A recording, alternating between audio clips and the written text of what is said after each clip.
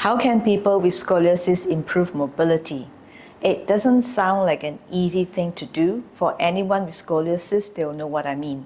I'm speaking from first-hand experience. I have scoliosis, 20-degree scoliosis, and doctors advised me to go for surgery, a mild one, but no. Even with that mild surgery and a little correction, I know it will kind of screw up my spine. I first found out I have scoliosis in a yoga class, in a child's pose. While everybody can actually remain quite balanced on both sides, especially after a full class, mine was veered to one side and the teacher had to point me out.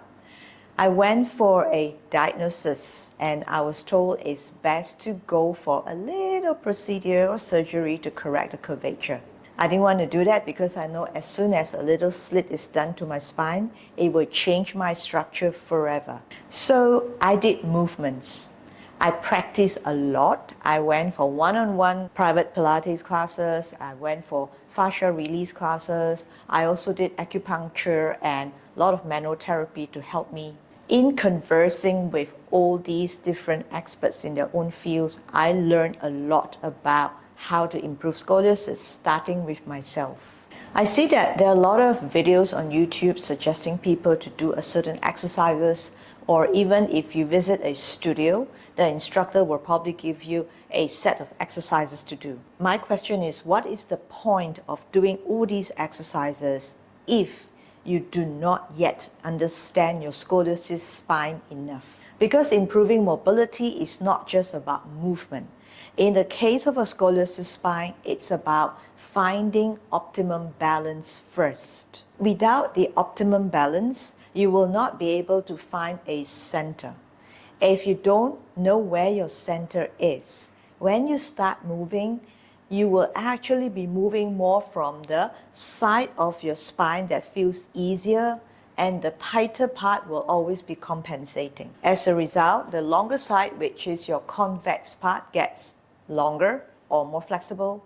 The tighter side, the concave part, might just end up being tighter or stay as tight. So in a way, it's enforcing the imbalance if you move without knowing your scoliosis curve. The first thing I would advise anybody with scoliosis to do is follow these 4 steps. I broke it down into 4 steps because, stemming from my own experience, that is the most effective way.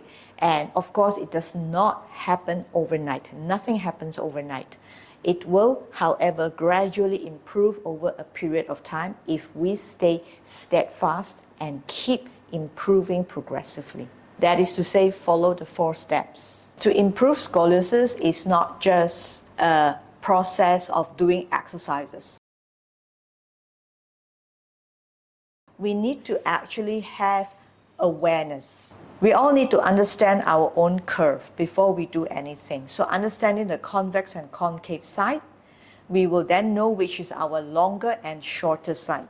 I'm speaking from first-hand experience. I had 20-degree scoliosis and I have a right thoracic C curve, which means that the right side of my upper spine is in a convex because it's longer, it's jutting out a little bit, and the left side of my thoracic spine is in a concave. So I was always rotated this way and my left side always feels really tight. And I know that for sure it is not easy to move because we always feel like we're only moving from one side. This understanding of longer and shorter side will enable us to modify the exercises that suit us. That brings me to my second point, modification. It is not any particular exercise that we need to do to improve our curvature in the spine, because every exercise can be done by scoliosis people. Every exercise is good for scoliosis, okay? So don't think that there is something wrong with your spine, therefore you need a special set of exercises. No, you don't. You don't need anything special. You just need to have awareness of the spinal curvature, which I just mentioned. But the second thing is you need to know how to modify the exercises for yourself. I'm saying that because Given the imbalance of the spine, one side of the curve feels longer, another side feels shorter.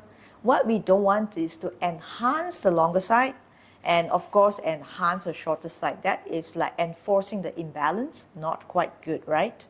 We want to do the opposite. That side that is bumpy, curved out longer, we want it to reduce. And the side that is shorter, concave and curved in, we want it to lengthen so that the body derotates and bring us back to a more optimum position of balance. Modifying the exercise is super important.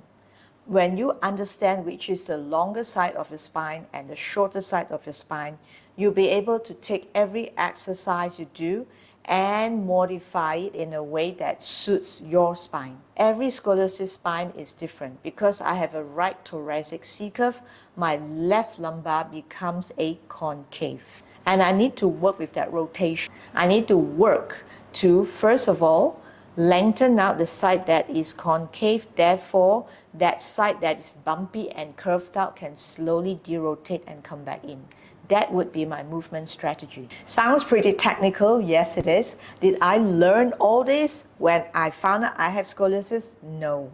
I went through a period of trial and error whereby I experimented with a lot of exercises. It didn't work. I didn't feel any difference. In fact, it made me feel worse.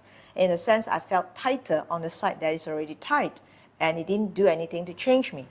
There is a whole lot of technicality and science about how to modify and exercise for scoliosis. So assuming that you have found some kind of balance or a way of working with the body that feels more balanced, the third thing that is so important to do, that is find your center.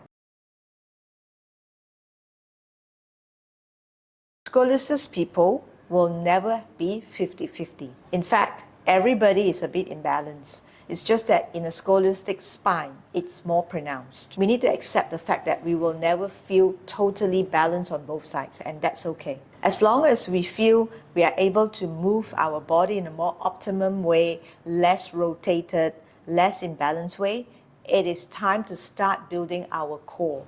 Moving from the center is absolutely key to bring the body back to a more balanced position, and very importantly, prevent pain and avoid any risk of injuries. Think about it this way, your strength emanating from the center.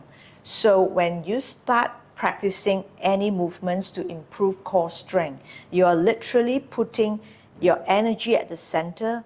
Learn to move from it and build strength across every part of the body in a more even and balanced way. That way, that side of your spine or muscle that is stronger will actually stay strong, yes, but it won't get any tighter. And that part that is weaker will not actually stay weak, it will strengthen. Basically, the strength will be more evenly distributed. So find the center, because when we are able to hold ourselves at the center, that is where we can start to move more evenly throughout, and that is the beginning of improving mobility. There are a lot of exercises you can do, and I strongly encourage you to work slowly, doing slow abdominal curl. The classical Pilates assisted roll up or abdominal roll is highly recommended. That is what changed me. That is what gave me strength. I really think we should work slowly to be conscientious of our movements. Because if you do fast movements, you do crunches, you are actually enforcing the superficial muscles. You are not actually addressing the deep tissues that are holding us back in our scoliotic curve. Therefore, anything that is superficial does not help to improve our spinal curvature at all. It does not help to find our balance at the center. Work slowly to connect to the center and build strength from there. The fourth thing to do, keep practicing. Keep moving. And that means having the patience. That means having the determination to keep doing the same exercises again and again.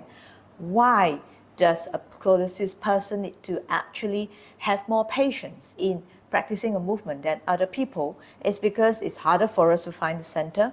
Something like abdominal roll is super good for us, but we won't be able to do it immediately. Trust me, I was actually practicing all this when I quit my full-time employment. On the journey of my certification course, I know I need to nail this exercise because I needed to pass the exam. It's not just about improving my scoliosis, to be honest. I could practice up to 6 hours a day. So over the course of 1 year, I saw changes. But if you don't have that time, then I would still say keep practicing, even if it's 10 minutes a day. Allow yourself a few years. 2 to 3 years would be reasonable. Stick to it, keep doing. Do not judge yourself if you can't do it right away. Just keep centered, keep calm, and think about how you're enjoying the journey of slowly being more aware of your body, moving consciously to strengthen it, improve it step by step. And mobility will come gradually in a way that you don't even realize, because after a while, when you have got the strength, you start to feel like, oh, I can actually move more than before compared to 8 months ago. That's what happened to me when I stopped thinking about when can I start seeing visible improvement. That is where the changes happen. I just realized that I spoke of the 4 steps in a way that is more like a conversation rather than tutorial, PowerPoint presentation step by step. I hope you don't mind, because when something feels so personal to me, it's kind of hard for me to be so methodical. But I do want to paint a very clear picture to you. So to recap, what are the 4 steps, yeah?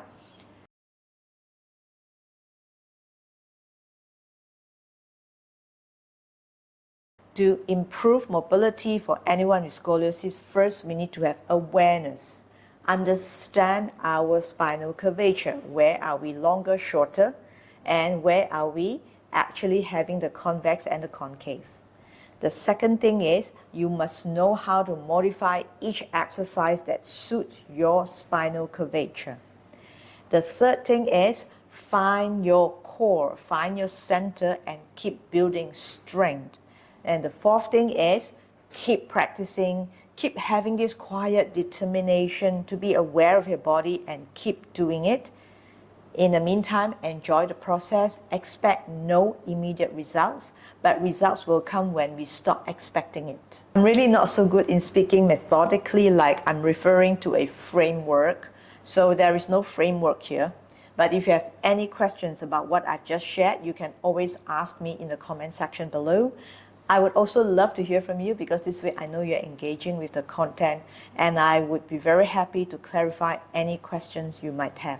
And also share your experience with me. How are you improving your scoliosis? What exercises you are doing? Breaking down each case in each video, and then you can find what's suitable for you. Meanwhile, you might also want to check out the other movement videos I do on how to improve mobility. You might find something there that might work for you. And if you have tried it and you have certain sensation in the body, you can also ask me. With that said, thank you for watching. Thank you for being with me. And especially for scoliosis people, keep moving, keep getting better, because our body really responds to movement. Like and subscribe, and I'll see you in the next video. Movement has been my form of self-care for over 20 years, and I want to show you how you too can move and take better care of yourself every day.